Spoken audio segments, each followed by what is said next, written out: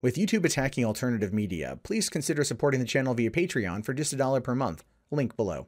With Bitcoin being as crazy as it is right now, there is going to be a lot of people out there telling you, don't do it, stay away, don't mine for the crypto, all while using it as a method to scare people away in order to open it up more for them.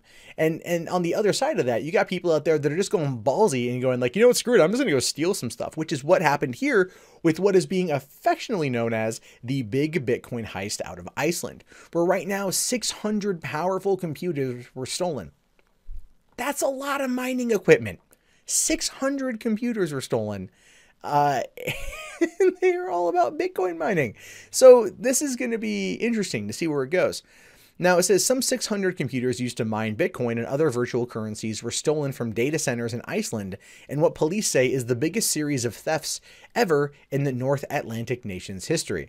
I mean, even though it's you know, kind of like a virtual currency and you can't hold it in your hand like Scrooge McDuck, still, it's kind of funny to think about 600 computers being stolen.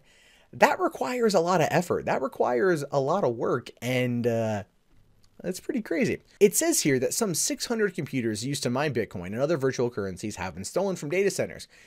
Some 11 people were arrested, including a security guard, in what Icelandic media have dubbed the Big Bitcoin Heist. A judge at the, I'm not even going to attempt to pronounce that Icelandic name, district court on Friday ordered 2 people to remain in custody. The powerful computers, which have not yet been found, are worth almost $2 million. But if the stolen equipment is used for its original purpose, to create new Bitcoins, the thieves could turn a massive profit in an untraceable currency without ever selling the items. Which, let's be fair, that is probably the intent of stealing that freaking many. It's not just to go and take the $2 million in coins that's there. It's to use the computing power to mine more and to be ahead of the curve and to get your hands on a lot of that virtual dough. That's why I find this to be fascinating, because it's not necessarily a funds heist as it is just equipment. And it's entirely untraceable because you're never going to be able to know who's mining what and what system they're using. Like it's a perfect, not so much to say perfect crime, but it's a very well thought out one. However, 11 people have already been arrested, including a security guard. So it goes to show you that quite a bit of this was probably well funded, well organized, well planned out, and definitely had an inside guy. Now, it says that this is grand theft on a scale unseen before, said Olafur Haigli Karlsson, the police commissioner on the southwestern peninsula, where 2 of the burglaries took place. Everything points to this being a highly organized crime. And it almost feels weird to kind of talk about this because, like, it is bad. It shouldn't happen. You should never steal anything. But at the same time, it's also like, tell me more. Like, how did they do it? How did they break in and steal 600 computers? Because, I mean, it's a computer, man. I mean, it's like if it's like a pocket PC or something, it's still, that's like a lot of movement. That's a lot of sophistication.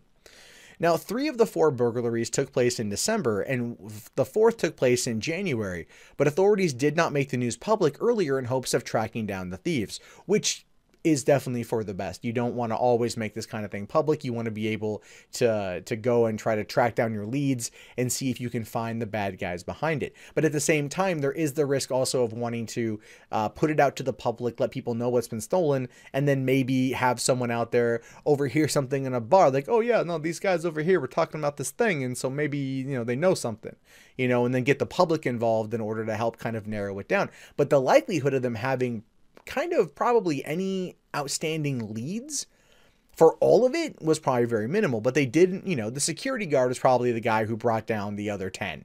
If I'm being like truthful in my opinion, that's what I think. Now, Bitcoin is a kind of digital money that isn't tied to a bank or government. It has been hugely volatile, posting some dizzying intra-rises and falls over the past year or so. The price of a single Bitcoin rocketed to nearly 20,000 late last year and then plunged early this year. On Friday, it was trading just below the $11,000 mark. Hey, that's a lot better than when it plunged to its lowest. You know, there are people out there when this thing hit 20K that were going out and taking second mortgages on their home and then investing in Bitcoin, only to a couple weeks later be like, you know, it's not as bad as like the great crash during the Great Depression, and no one's like throwing themselves off of buildings yet. But still, Bitcoin is volatile, and it shows you that this kind of heist really does really can bring out a lot of people to try and capitalize on the success of that, or capitalize on the craze of it. And this is a pretty big thing.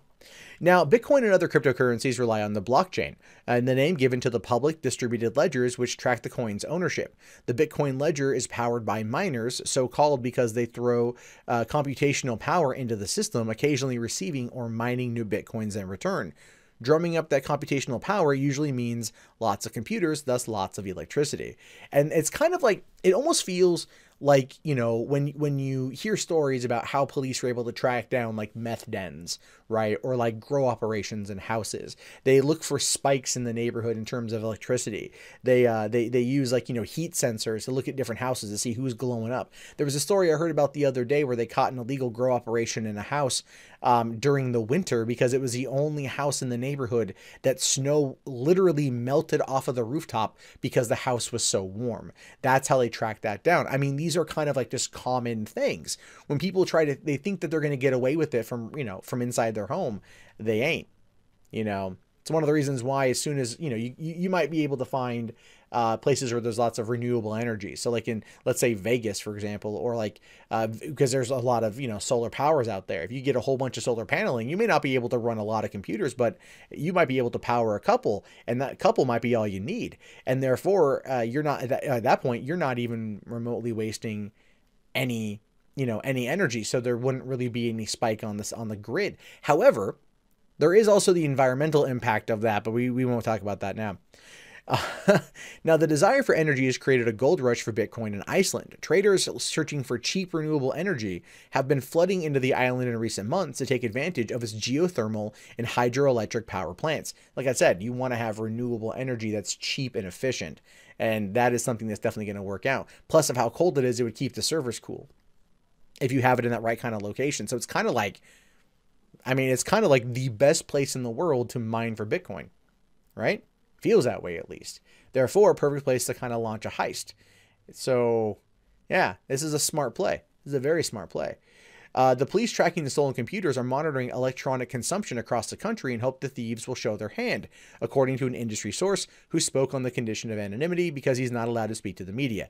Now, again, like I said, they will look for these sort of things. But the thing you have to realize, and the funny thing you got to realize here, is by saying that, even though it's March and this happened back in December, January, if any of the thieves are reading that, they're going to be like, shut it down, shut it all down, you know, and not as a way to further avoid the police. Now, unusually high energy uses might reveal the whereabouts of a legal Bitcoin mine. Authorities this week called on local internet providers, electricians, and storage space units to report any unusual requests for power. And again, this is what's going to bust them. This is going to be like the modern age version of a grow house or a meth den operation of sorts. The same thing is going to give it away every single time, which is super fascinating. So, in Edinburgh on Friday, the Bank of England Governor Mark Carney launched a withering attack on cryptocurrencies such as Bitcoin and urged regulators around the world to monitor them in the same way as other financial assets. And this is where I think 2018 and beyond are going to be very interesting, especially when governments are getting in on the Bitcoin trade or the cryptocurrency trade, and they want to start regulating it and they want to start treating it like everything else. And, you know, right now it's like the Wild West. It's a gold rush. There are people that are making a lot of money, and there are people out there that are getting hosed, and the whole thing's crazy. But it's still fun to talk about nonetheless. Now, in a speech to the Scottish Economics Conference, Carney said that a global speculative mania has encouraged a proliferation of new cryptocurrencies and said they should be held to the same standards as the rest of the financial system. Being part of the financial system brings enormous privileges, but with them great responsibilities. And I definitely agree with that. I do. I think that what we've seen right now is a thing where you've got people that are trying to cash in on this gold rush. But unlike gold, you know, which is a very physical, real thing that fits in the palm of your hand, or, well, specs or whatever, this is a digital thing. And so it can be easily stolen and easily passed around, as we've learned. And it requires a lot of energy and requires a lot of stuff. So it's kind of secretive. You know, people have referred to it as the millennial currency. I'm not sure how much I believe that, but I've heard it referred to as that. That being said, I do hope that the Icelandic police are able to catch the 600 machines and return them. But it's been over a month, and the people are probably laying low, and maybe moving over to another country, or trying to smuggle them out the best way that they can. Or, and let's be probably the most realistic here, they're probably breaking them down for parts and then shipping them out in that particular fashion. That would be the best. That would be the best way. Is you've got the 600 machines, which yes are awesome. They're pre-built. They're ready to go. But your best bet would be to disassemble them, take like the the hard drive and the motherboard and the power, all that stuff, especially your graphics card, and then send it off and reassemble it someplace else. That way it's untraceable. That way the cops aren't gonna be able to figure out where it's going, and no one's gonna question small packages going out with various computer elements, because we live in the digital age and that's where you get your stuff. So will they ever be able to actually catch these particular thieves? Who knows? But part of me really wants to see this done as a movie. I think it's got a cool enough idea. It just needs a super kind of awesome cyber cyber hacker, cyber terrorist angle to it that can only be stopped by, let's say, John McClane. Okay, I just want a Die Hard 6. All right, I'll be honest about that.